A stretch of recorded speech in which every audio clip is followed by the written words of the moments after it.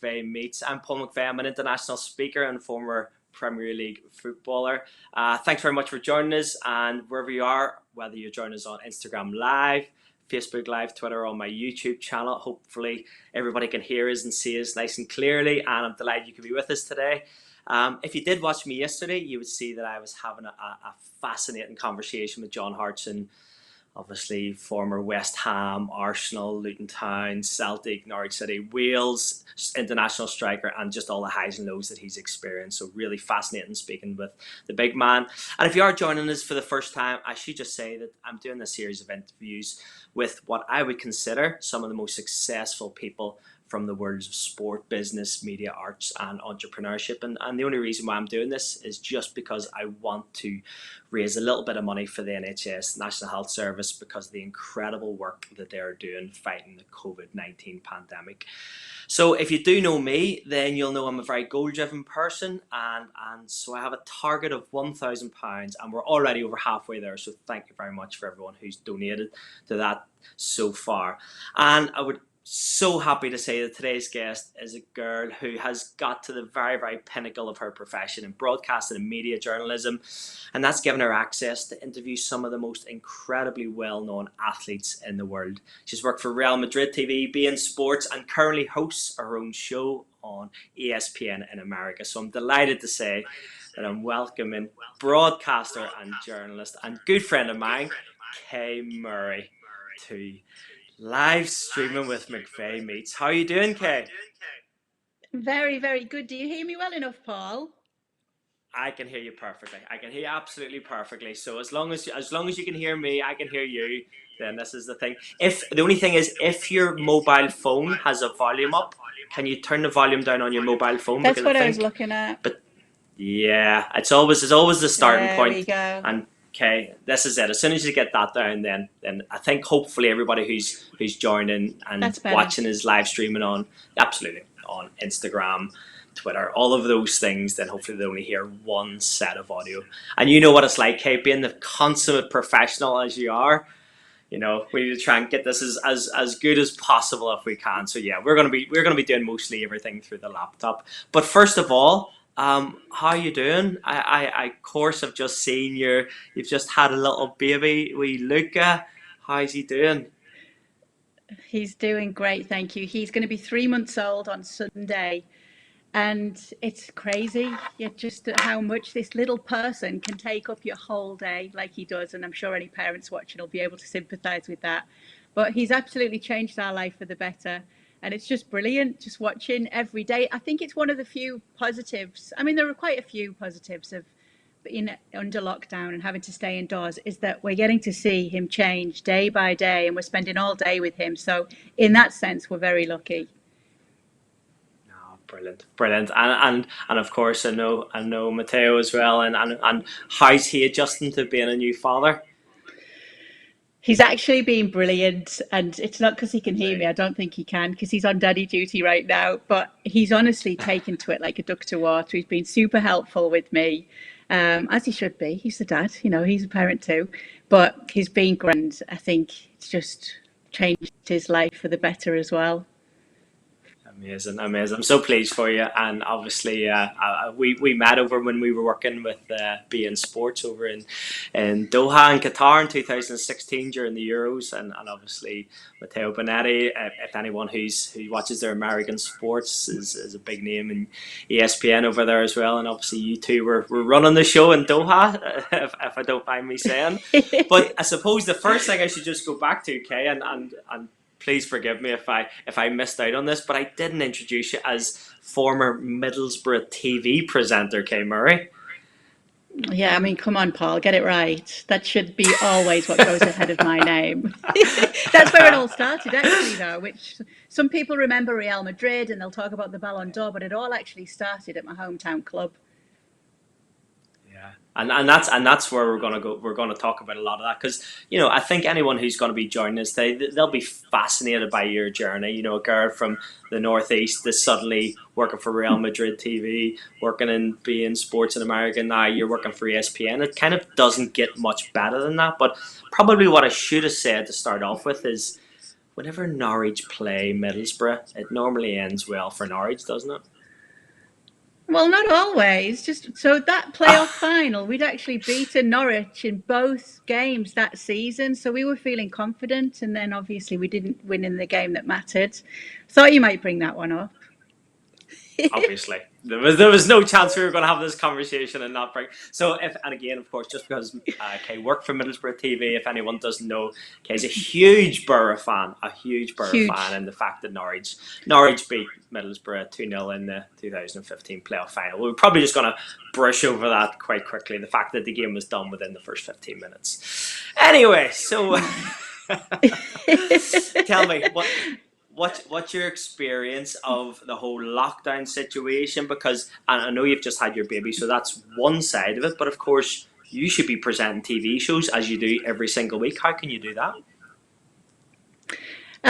So it's been quite challenging, but I've also been very lucky. So I was on maternity leave to begin with, and then that's ended, but it's ended where I'm in lockdown. So what I've been doing is I've been broadcasting from home in my living room, very much like this right now. And there is a show, Sports Centre, and for anyone watching in the UK, it's like the American version of Sky Sports News, basically. But this is the global version. So actually, if you are watching in the UK, you'd be able to see me because it goes out on BT Sport if you have that. And I am the world football expert. And each week I talk world football issues, which has been a lot to do with COVID-19, as you can imagine right now. But the challenges are that I have a 3-month-old baby. He's 3 months this weekend. And obviously, you can't tell a baby, be quiet while mum's on for the next 10 minutes. So we've been working, making sure that he's in another room, trying to keep him quiet, trying to put loads of food out, which is something that usually keeps babies quiet, keeps me quiet for sure if there's loads of food around. And that's been one of the challenges. But it's been, do you know what? It's been so lucky that the technology these days allows us to be able to do that, to be able to broadcast from home. And for me, it's a very easy transition, not only to a new network, which I've just signed with, but also to returning to work from motherhood, because I used to hear women about it and I never doubted it, but I did think, how hard could it be? But now that I'm here, I realize the challenges that come with it. There's so many things. Your hormones are still all over the place. You're getting your body back to what you want your body to be. You know, you'll never get it back to what it was. And there's this whole stigma attached to getting the body back. It's not to do with that, but just feeling like me again. And so that's been another part of it. And there's so many things you've got to do in the morning and got to check are done before you actually go live on air, that these are all the things I didn't have to think about before I was a mum. So that's another thing. But I do think it's been something of an easier transition before I do end up going back to the studios, because that's almost been denied of me. I can't wait to go into the ESPN studios onto campus. It's an amazing setup there. And I've not had the chance to do that yet because I start my career with them from my home, from my living room. Yeah, and it's so funny, isn't it? Because it's like the fact that you've been working in football pretty much, media, broadcasting, journalists, but it's always around the subject of football. And when you talk about going and almost signing for this new network, and ESPN's so massive, so iconic with all their movies, 30 for 30, and all the shows they've had over the years. But like, how does that work? How do you suddenly go? Do you get like transfer fee? Did you get like a signing on fee? How does this work? So, well, first of all, my husband got a job here and he was traveling backwards and forwards from Miami. And I was still working with BeIn Sports in Miami. So everything seemed great then. And then his role took a bigger step and we had to make a decision. Do we continue with me working here and you traveling backwards and forwards, or do we go and commit ourselves to the northeast of America and see what's happening up there? So I took a leap of faith, which I've done a few times in my life, and I have to say they've usually paid off. And I contacted the people at ESPN, and I'd been in touch with them before anyway. Went in to meet them all. Just to see if there would be any work there for me. And fortunately, there was a role there for me. And very lucky, that means, that to work here too, because I was happy to come up here and support him for a little while, knowing that I get lots of freelance work anyway, and I could have done the same traveling around. And obviously, knew I was pregnant. I was going to be a new mum. But it's all turned out perfectly because now we're both with the company. It paid off, this leap of faith, and that's what's happened. But I went to talk to them last July, and I have to say, they've been amazing because they knew from day one when I went to meet them that I was expecting. And sometimes women get about that in the industry. And it's true that not with every company, but there have been situations where it doesn't help you if you're pregnant. It is something that can go against you. And not for 1 minute did they make me feel like that. They made me feel so supported. They signed me before I even gave birth. And so I've started on such a great setting with them that it just makes me feel so positive going forward as well. So that's how I went basically from Miami to here. I took a leap of faith. And that actually, that story was surprisingly similar to my next question, because I know you are the professional journalist in this conversation, this sort of little chat we're having, but it did really bring me onto the whole opinion, or your opinion, of the gender bias that there is generally just across business, work, and I'm guessing especially in the media. Oh, definitely. And it's something, um, I have to say, I've been very lucky, and obviously I've faced sexism as a woman in the industry, but I've also faced so much support as well from men. And one of my favorite things is because people will say, "Oh, do you hope that you're a trailblazer and that you're set an example for young women?" But I don't want to just set an example for young women. I want to set an example for young men as well, coming through and wanting to study journalism and wanting to get into the industry. And I love it when either gender reaches out to me to ask me what I did, and I'll help any university student or anyone coming through. But when it does come to motherhood, I've spoken to a lot of women who've been through the same concerns and the same worries. They worry that even though their job is set to be there when they come back from maternity leave, that somebody else might have taken a step up in that time, that they will be looked at differently. What's going to happen if the baby is sick one day and you need to be off and you need to get that sorted out? Will those things go against you?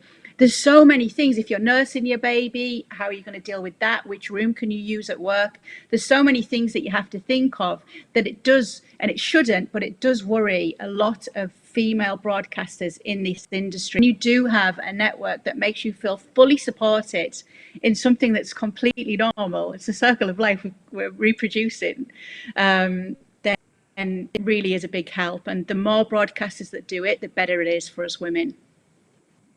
Yeah, no, absolutely, and just going to touch on it briefly because I know this is like obviously a very sad point for you. But in terms of circle of life, did you not tell me, or did I read somewhere about Luca being born on a special occasion, or a memorable occasion for you?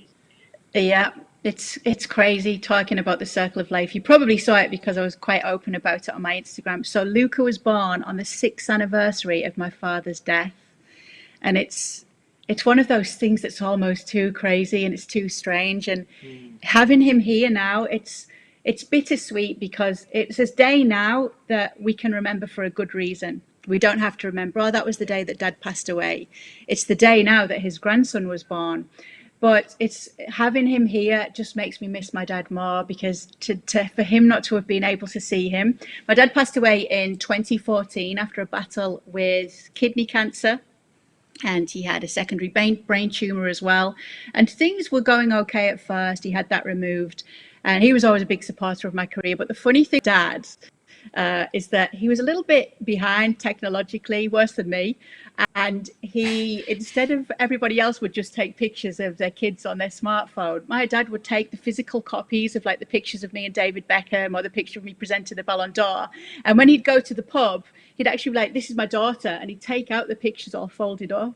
So when he passed away, lots of people got in touch with me on social media saying, "Oh, your dad was so proud of you.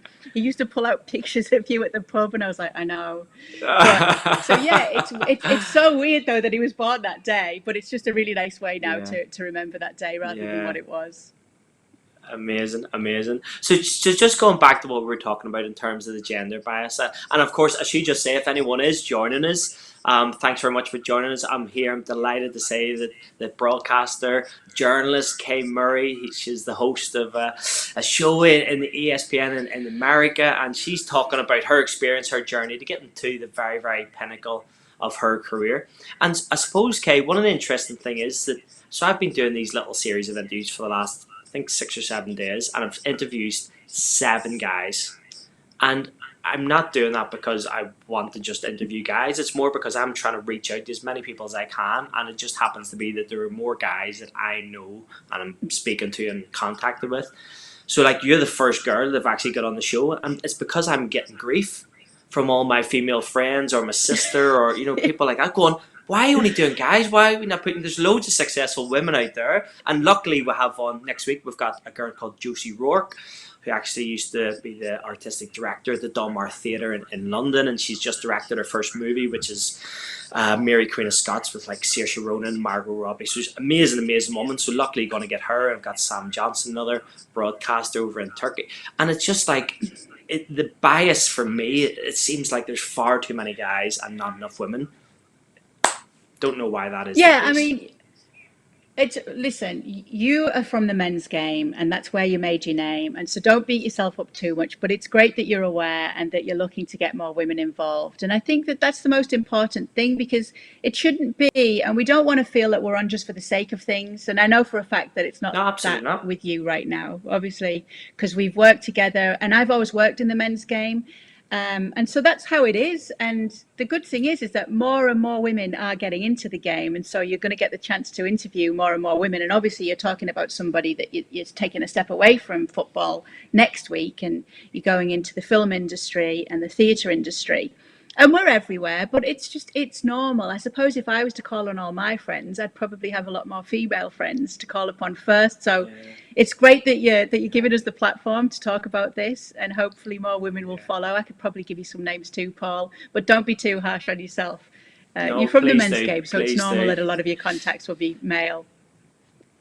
But I suppose the one thing I really am interested in, and you know me, you've known me long enough. I love around the mindset and psychology of why people do things, and also just why people perform and get to the top level. So could you give us any idea why you think you wanted to be in this world, and then why have you been the one that's been able to do it?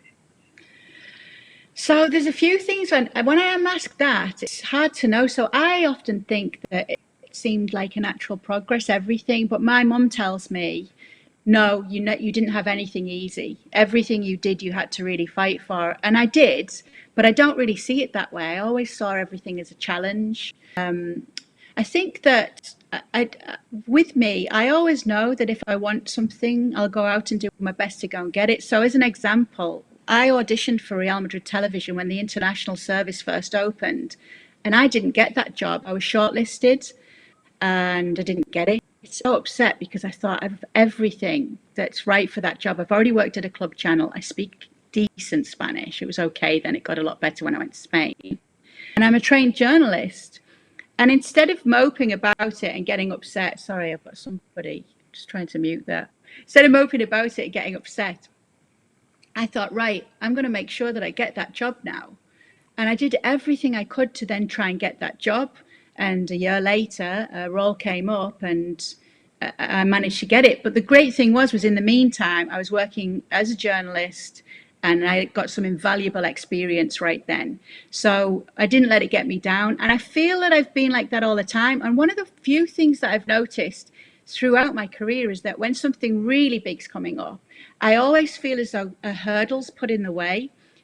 Maybe it's just in my mind and I have to get over that hurdle, and it's like a test for if I really want that. And that seems to have happened with everything, right to having my son. We had to go through fertility treatment. It wasn't easy for us to get pregnant. And I feel that throughout my life, there's always been these hurdles, so I'm used to them and I'll always take them.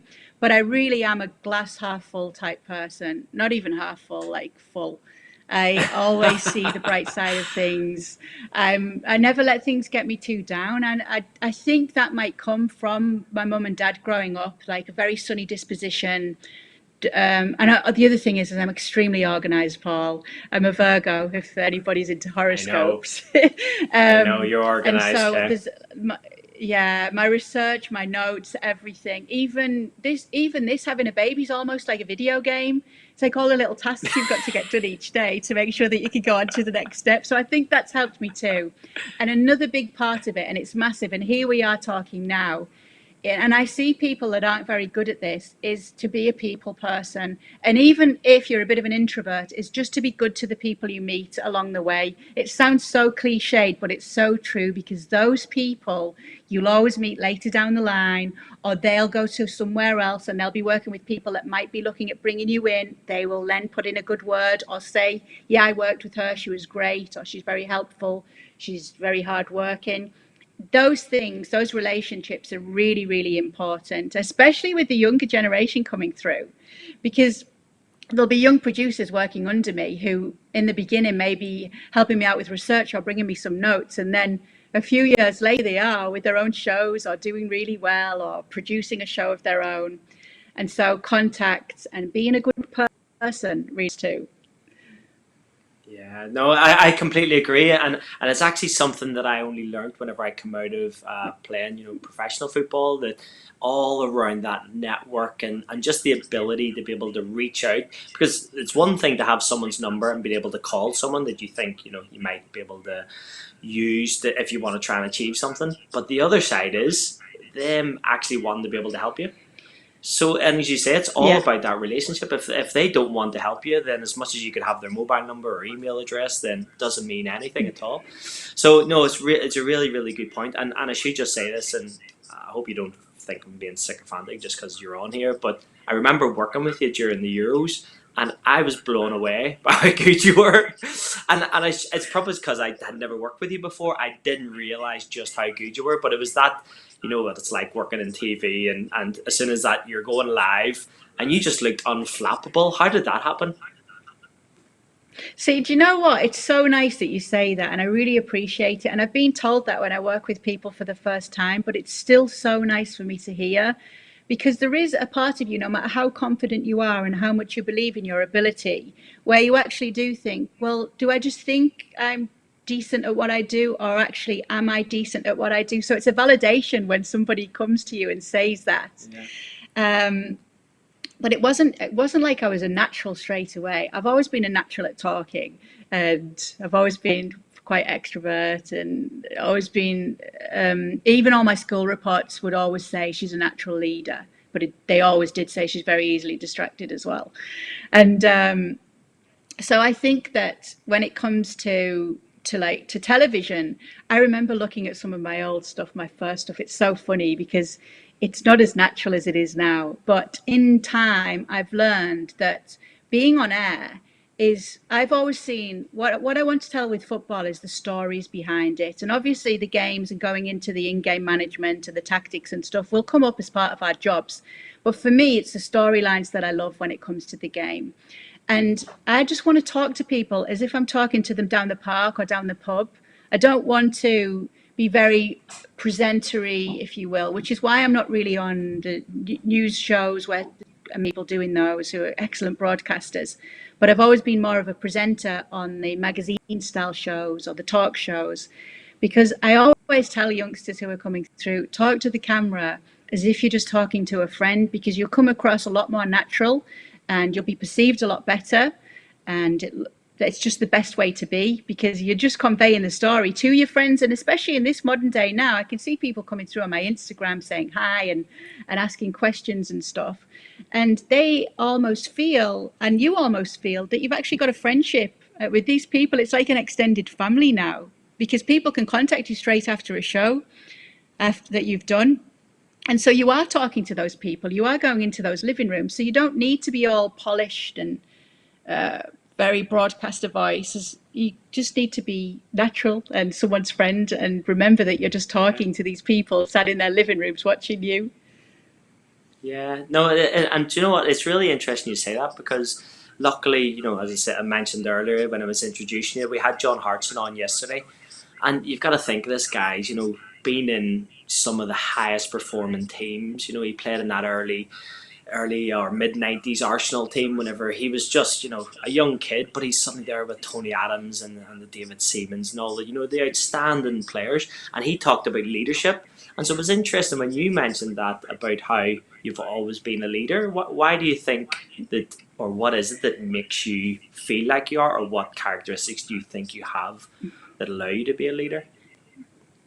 There's a few things to do with it. One of the things is that I'm not shy to step forward and take control. And I wouldn't say I'm a controlling person, but sometimes when at school you'd be sitting around, I'd be like, okay, well, why don't we do it this way? And often that then encourages other people to speak up if you're the first to do so. It's like if you're the first to get on the dance floor and you've got no shame. And that helps people. But the other thing is I just naturally have always been creative and had a lot of ideas. So I'm happy to put them forward, first of all. But one thing I think that really does stand out is that my parents were very sociable people. They always had people in the house. We always had older people around us. So we were used to speaking to big groups, to adults. And there were little things that my dad did. Like I was one of three, and he'd put like a statement on a piece of paper, like kids don't deserve pocket money, discuss. And he'd put the paper down on the table, and he'd encourage us to debate. My dad loved to debate. And I think things like that just got us used to finding our voice, giving our opinion. And I would say that my dad honestly loved to debate, but I would be up hours of the morning with him when he was still alive, because he almost, awoke the beast within me by doing that. Yeah. And I think that things like that you can encourage your children to have opinions, to debate, to give a reason why. Should we have pocket money? Why? Tell me. Just little things like that he did. I think that molded me as a person. Yeah, no, that's fascinating, because that did not happen in our house at all. And growing up in Belfast, we had big family and always around big families, as you can imagine. Mum and dad being one of like 11 and 9, and just always around cousins and uncles and parties and family occasions, but there was never any kind of debating going on. So very interesting that your dad was starting that, and clearly it's worked and you've ended up doing this for a living. But let me take you back to going in for that job in Real Madrid TV. You're applying for a job at probably the biggest club in the world, then you get it, and now you're interviewing the most well-known players on the planet. So what was that like? Well, it was amazing, and I knew my place. That's one thing I had to say. I knew to behave, to carry myself well when I got there, because that's a club where, as most clubs are, despite how big the players are, it's still bigger than the players, as you've seen when some of the biggest names leave. So you have to realize where you fit in that hierarchy there. And so that was my first thing. And it was under Fabio Capello. And obviously later he became England manager. This was before that. But I was terrified of him because to me, I could see he was a real disciplinarian. And I think there was a joke once that I think somebody wrote an article saying with the women in the game, their necklines were raised and their hemlines were lowered, in the fact that he would not tolerate, he didn't want anybody turning up, looking all sexy, let's say, around glamorous, the players. He didn't want any distractions. Glamorous is probably a better word to say. So we were all really which is exactly what you want to do, isn't it? Well, yeah, even just in this profession, you want to look like it's, to a certain extent, pretty glamorous. And then there's all the big names around you, and some people can get carried away with that, whether they're male or female. And you just have to know that you have to win and earn their trust first. And you don't have that straight away. So what you would find at Real Madrid is, regardless of whether they spoke English or Spanish, you would have an affinity first and foremost as the international team with the international players. So I'm talking about my year that I came in. The players that came in that year were Mohamedou Diarra, Fabio Cannavaro, and Ruud van Nistelrooy. And you automatically felt more of a connection with those players and vice versa, because they also knew that you were in the same boat as them. You were in a new country, you were learning a new language, you weren't Spanish. And so you'd win their trust at first, and then the English-speaking players, and then it would go along, and as your Spanish got better, you won the trust of others. But it's a long process. It wasn't quick, because obviously they size you up a little bit. They're like, okay, who's this coming in? Is this a serious journalist? Can we trust her, especially as a woman as well? So you just had to know your place at first, get your head down, work hard, and eventually that trust comes. And then it's amazing, because then once that trust comes, the interviews get better, you get yeses to the interviews that you ask for, and everything starts to fall into place. And that's what it was probably, as you're saying that, it made me think, do you know what, that's not even just in football, and that's not even in broadcasting, that's actually just across life, business, any relationships that you have, being able to carry yourself in a certain way, being able to, whether it's earn respect or deserve respect or whatever it is, if you, I suppose, if you are a certain way, people will either warm to you, or they won't warm to you, or they will trust you, or they won't trust you. But actually, that all builds on everything. And the amount of times I've been sitting in meetings around tables with really successful business people in it, and they never talk about the business. It's always the people, and that sounds exactly what you're doing. Yeah, and that's the other, as you're saying, they talk about always the people, and that it's another thing is to, you can find it easy to talk about yourself sometimes, and obviously I'm on a social media show with you now, where I'm being asked to talk about myself, and that's lovely. But often in those situations, the last thing you have to do is talk about yourself, and be there to listen to those other people. And I think that's a big help as well, because I've seen it, and you've probably seen it yourself, Paul, in this industry, and it extends beyond football. You see people who do think they're too familiar, or they do think that they can speak to people in a certain way, and that will only get another person's back up, especially in business. You just need to be sure that you're on the same page and you can level with whoever it is, whether it's a client, whether it's a footballer that you're speaking to earn that trust, and like you said, to earn that respect. And that's a skill in itself, and it's a very important Of one to course. have. Yeah, of course It's it is. do you know what And else? so, can you go on? Go on. Go on. Another thing that, yeah, I want to say another thing that I've done is, often you'll get a pundit in the studio with you, that you'll have your in-house pundits, like you guys in the Euros were on the show with us every single day, so we had a great relationship. But when you're at an international broadcaster, they'll be bringing new pundits in all the time, particularly when there's a big tournament. And often it can be quite daunting for those ex-players coming in to be in this family that's already set. So what I always do is, I don't like to go in cold with somebody on air, so I'll sit and talk to them for a bit.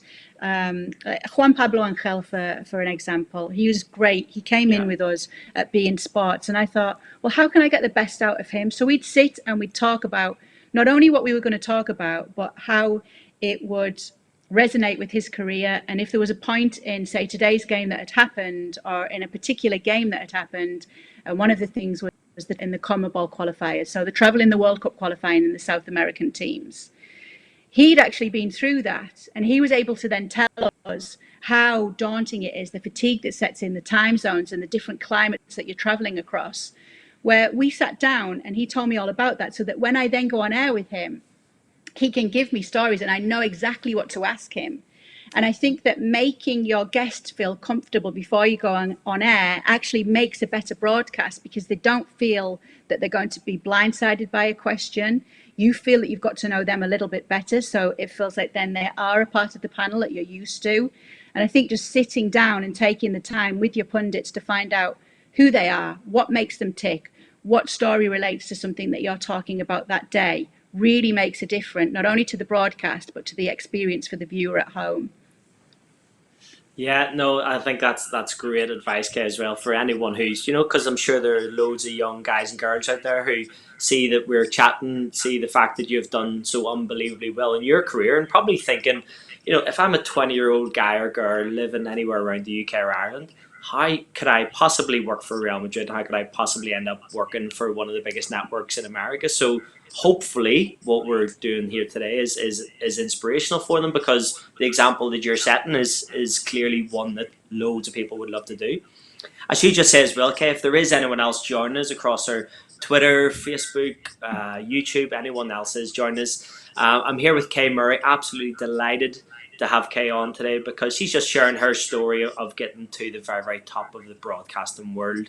I'm currently working with ESPN in America, but the reason why I'm doing this interview is just to try and raise a little bit of money for the NHS. So if you are interested in donating, just go on any of my social media profiles, click on my bio, and the link to my Just Giving page is in there. Or if you want to just go to the Just Giving page and search for McVeigh Meets, and we're over halfway of hitting our target of £1,000. So, Kate, let me ask you, because this is all well and good. You've got the job at Real Madrid. And I'm not going to go through your career step by step, but I think because Real Madrid is such a momentous club, such an iconic club, it's arguably the biggest club in the world. When you are speaking to World Cup winners, Ballon d'Or winners, surely you must have been intimidated. I was never intimidated. I think that actually plays in my Really? favour. The only time I've ever been starstruck was when I met Pele, and I think you put the picture up on your Instagram story because I think that was when I thought, wow. And the really lovely, generous thing that Ruud Gullit did for me that day was he saw my reaction when he walked into the room, and Ruud got a photograph with him, a selfie, and said, just let me get one of you two as well for me. So he asked for me and helped me get that picture. Amazing. So I don't know why I don't know why that is, that I'm not starstruck or I'm not intimidated, and I'm very lucky in that because I know that it can be. I've been more intimidated around more seasoned broadcasters or people like that I've had to work with.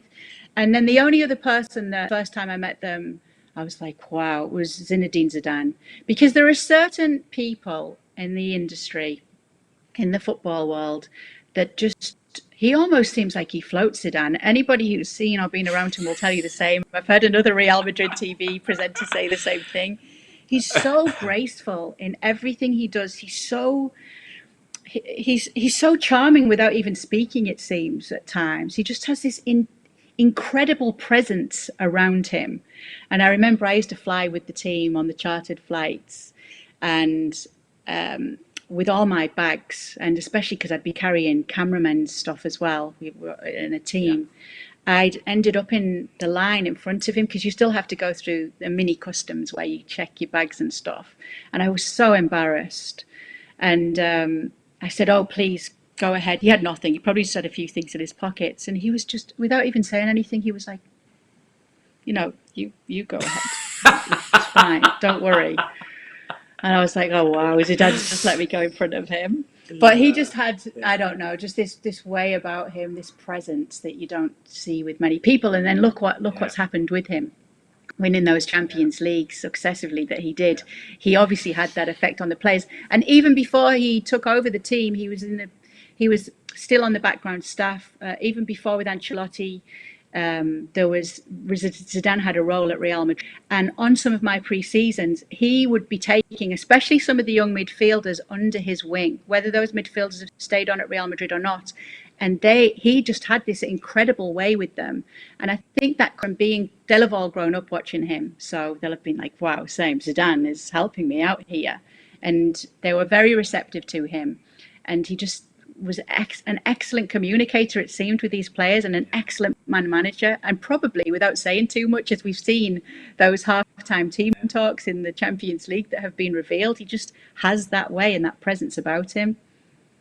Yeah, and it's interesting you say that because, actually, two stories kind of spring to mind. I'll tell them really, really quickly. The first one is whenever first time I was ever starstruck in my life, and the first time that I was actually just nonplussed about meeting someone. So I'll go back to the first one. I was 11 or 12. We'd come over from Belfast to go and watch a Manchester United game. And I don't know how the managers or coaches of our team, we were only a little youth club, Lisburn Youth, and they managed to get Brian Robson over to our hotel on a Friday night.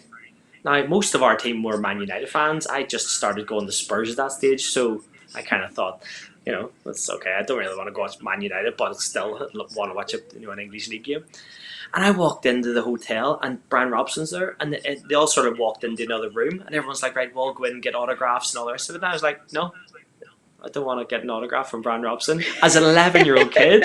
Now, obviously, as a Middlesbrough legend and all the rest of it is now Manchester United legend, you just think like, why as an 11-year-old would I not go in and get Brian Robson's? Seen him on TV all those years. So that's my first one of not being that nonplussed, But not why do you think, intimidated. Paul? Why do you think that was?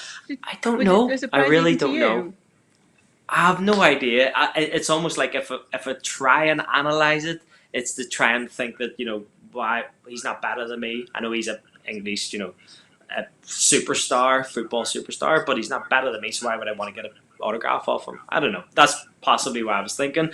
But then the other side was when I think it was 19 or 20, and it was Spurs playing against Manchester United, and it was around the time when Ferguson and Beckham were kind of always at loggerheads with each other. And so whenever after the game, as a professional at Spurs, used to come back in the reception and just kind of hang out, see who else was there. And I remember Ferguson took Beckham off in about 60 minutes. So he'd already get showered, he got changed, and he came into the reception at White Hart Lane, or the old reception. And I remember standing in reception. You kind of clock someone down the other end of the room. I'm just saying, right, David Beckham was down there. He just started saying, Victoria, so he was the biggest name of football. And I just kept thinking, I'm not looking at him, oh, there's David Beckham down there. And then I was like, stop. And then he looked at me because he was on the phone and he was trying to. And then I'm going, no, it's David Beckham. And I'm like, I'm not looking at him, because I can't look. I don't want to look at David Beckham. They want to look at. And I'm just like, and I just couldn't stop staring at him. So when you're talking about Zidane and that X Factor, that was the only person I've ever seen. Well, probably Beckham and Ginola were probably the two where I just like, they have an X Factor that something you can't describe, but it's like an aura. So you just mentioned Ginola, and it's so funny you said that because I was going to go there next. So I was 18, I was in London, I was living there, and we were out with these guys, and they knew David Ginola. And so when we didn't know they knew him, we were just in a bar in London, and he came over to say hello to them. Wow. As an 18-year-old girl, to see the way that this man carried himself and how lovely he was to everyone within our party, like everybody mattered to him. He remembered everybody's name. When he spoke to everybody, he asked questions, he made eye contact, he engaged with everybody. And he really left an impression on me, not just because he was like my mum's favourite, not footballer. So I was like, oh, Yeah, David Ginola. when he was doing the hair he's a adverts. very attractive man, yeah. The hair adverts. Yeah. He left a big impression. I remember on our party that night, he just had this very special way about him. And I had my first meeting with Beckham as well. And I wasn't starstruck, but there is a presence about Beckham, isn't there? I remember thinking, wow, he's even better looking in real life. His skin's perfect. He smells great. Is this even a human? Fantastic. Listen, I'm going to try and do a complete 180 here, because some of the things that we're talking about here is really, it's a bit like if someone's tuning in, and if people haven't followed your career, okay, because I'm sure there's maybe possibly younger girls, younger guys who might not have seen your kind of trajectory through the different stratosphere, really, from, as we just said, Borough TV, the Real Madrid TV, the BeIn Sports, the ESPN. It's like it doesn't really get any better than that. But there must have been some setbacks along the way. Oh, there have been some huge setbacks. Well, in both professionally and personally. So in 2008, I was very, very ill, so very ill. And I didn't know what was wrong with me. And I kept getting turned away from the hospital. And in the end, I was admitted to hospital where I spent 2 weeks, and my immune system was at 0.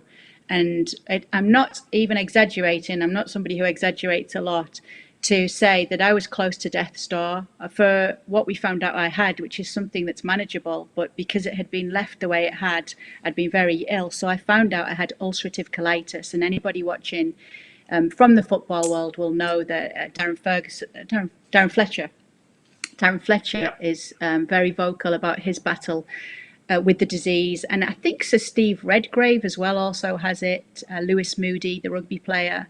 There's a few people in the industry who've also had that battle with it. So I found out I have a chronic disease, and it's luckily I got better, and luckily I managed to keep my intestines. That's how bad it was. And some people don't have that fortune when they get this disease. So having that and living with that now has been something that I've really had to deal with. It's not easy, because sometimes if I become ill, because you go in and out of remission, And when you're ill, when you're flaring, it's called, it's really not easy to be a glamorous broadcaster at all. And so I've had Mm. that. And I think some of the other things are just, one of the big things is when something bad happens in your personal life and you have to go on air. They're things that you can't take time off work for, because we all know we have ups and downs in our personal life. And you then have to go on air and be smiley, and you're dying inside, and you have to put on this bright face. So those have been some things. Another big thing for me, and I hope that this will be an inspiration to many people listening, it's changed a lot now. We talk about females having to earn their place in the industry, but another part of it, and you might have found some of this as well, Paul, is accents, and particularly regional accents. So it could be a Scottish accent or a Welsh accent, and that was okay. That started to be accepted. But when it comes to, we were going into real regions like Middlesbrough, like the Northeast, I have had animosity. I've had people telling me that I don't, my accent's horrible. My friend Steph McGovern, she's got her own show now. She's doing amazing. She's been Yeah. BBC Breakfast. Now she's doing the Steph BBC. show. Yeah. Yeah. Yeah. She brilliant. She is no shame. She has got that accent so strong. She's had hate mail because of her accent. And I had a No guy in way. one of my old, yep, I had it, yeah, hate mail. I've seen it. And I had a guy in one of the old jobs that I was doing when I was putting myself through studying journalism. And he told me that to take the next step, you would really benefit from some elocution lessons. And I thought, this Wow. isn't fair though, because why my accent is actually very telling that I grew up with football around me. It's Middlesbrough's a football town. The reason that I love football the way I do is because I grew up there. So why do I have to turn my back on that now? Why do I have to change things? Now, my accent has changed a lot over the years because I've lived in Spain for a long time. I now live in America for 7 years, nearly 8. And so things change, and your accent maybe gets watered down a little. But that's another thing, a big hurdle I had, so much to the point that my success has all come outside of England. I've broadcasted in Malaysia. I've hosted Euro 2012 in Malaysia. I've hosted in Doha. I hosted in America. I've hosted in Spain. I hosted the Ballon d'Or, which is a big international award, obviously, where it's not just so confined to England.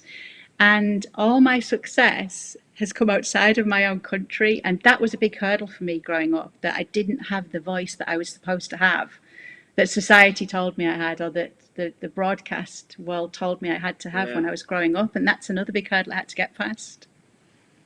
And what gives you, or what helps your belief to be able to know that what you're doing is going to still allow you to achieve your goals? Or because obviously we know you're a very ambitious girl, and always looking to progress and always looking to go to the next level. Well, I love what I do. So if I stop loving what I do, I think then things will change. And that helps me always believe. So not only do I love what I do, but I find that I then seem to be able to identify with my audience. And I know that because many people, I can see people writing on Instagram, and people often reach out to you and talk to you as well. Maybe you've made their day. Maybe they just want to get involved with the debate you were having on air that day. And for as long as I can identify with my audience and feel like I'm on the same page as them, for as long as I want to continue spreading the world, spreading the word and telling stories about football, and for as long as I continue loving doing that, which I genuinely do love doing it. I love even researching each day and finding out the news that's gone on in the football world. For as long as that happens, I'll continue doing this. Once I don't feel that way anymore, once it feels like it's a job for me and it's work, then I'll look at where else I need to go. Yeah. And with the ambition thing as well, it's ambition within limits. I'm not just what I'm driven to go to the step that I know needs to be taken. But if I'm in a good place and everything's right, I'll stay there and I'll be happy. I'm not one of those people who'd sell my granny, to get to that next step. It's whatever the natural Yeah. progression is for me. And some of the things that have come my way, I never expected to either. And I've just taken them on and tried my best whenever they have. Yeah, no, and it's amazing. And again, she's talking about people commenting on Instagram Live and people saying how much they're loving your openness and honesty, and it's great to see that because not everybody would be so generous with their time and their knowledge and their insights. And I suppose it kind of leads me on to one of my last questions, Kay, is that because you have been around, you're talking about being around Cristiano Ronaldo, David Beckham, Capello, Cannavaro, Sergio Ramos. These are the best of the best. If you were to make an observation of what possibly links all of these guys at the top of their game in football, could you give us any idea why you think they've been so successful? Obviously, apart from their talent. It really, it's a very simple, easy one, and it's professionalism. And that you see, even with those names, the varying levels of talent there.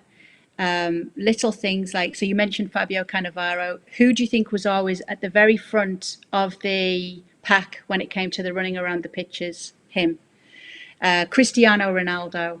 I watched with my own eyes him stay after every training session to practice his penalties, to practice his free kicks, to just do more work. And whoever the third choice goalkeeper was is probably doing pretty well now each time because they were the ones who had to stay back with him.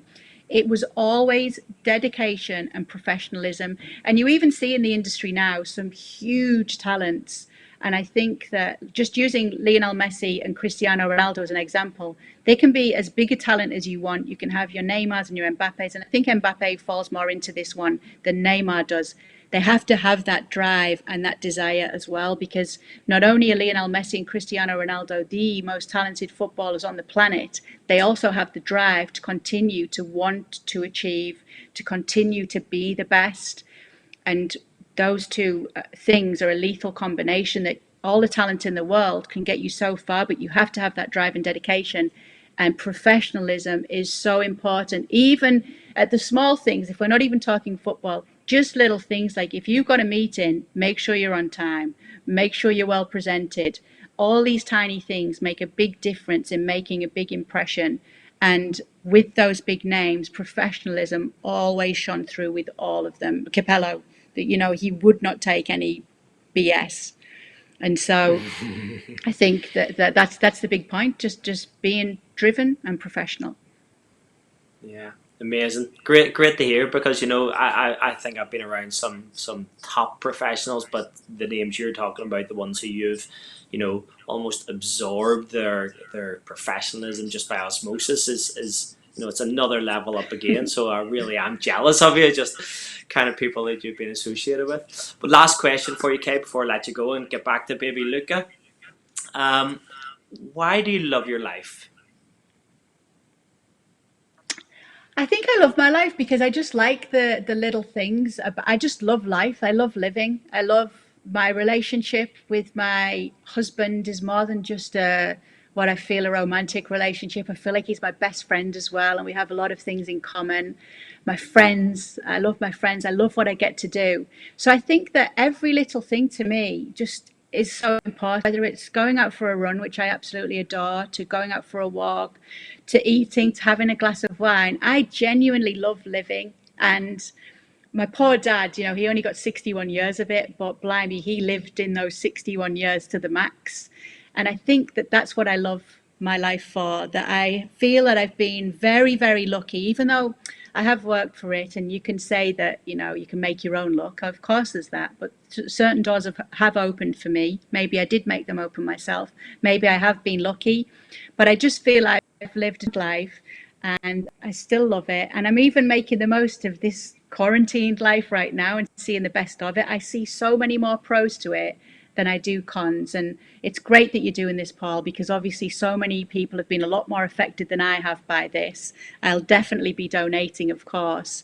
And it's just brilliant that you've done this because some people just haven't lucky, as some of us, well, not me, but some people moaning that they're having to stay indoors. And when you look at the bigger picture and you see what some families have gone through and how many people have lost their lives because of this coronavirus, it really does put things into perspective. Yeah, it really does. Yeah, so again, as exactly what Kay said there, if you would like to donate, just go on to any of my social media profiles on Twitter, Facebook, LinkedIn, YouTube, anything like that, and just click on my bio because that is my Just Giving page, or go to justgiving.com and search for McVeigh Meats. And anything you could give would be greatly appreciated. I should just say before we let Kay go, tomorrow we have a lady join us who is the Chief of Staff at Microsoft. So I will be chatting with Verdane Nunes at 10:30 tomorrow morning. That's British Standard Time, so up nice and early, Kay, if you're going to join us. 5:30 in the morning for you. But Verdane's based in Singapore, so that's going to be a little bit later for her. So hope you can join us for that. But actually, Kay, I just want to say thank you so much for your time, your generosity. Lovely to see you doing so well. I'm so delighted for you, Matteo, with having little Luca. And stay safe and take care. Thanks so much, Paul. Thanks for having me, and thanks to everyone for joining. Cheers.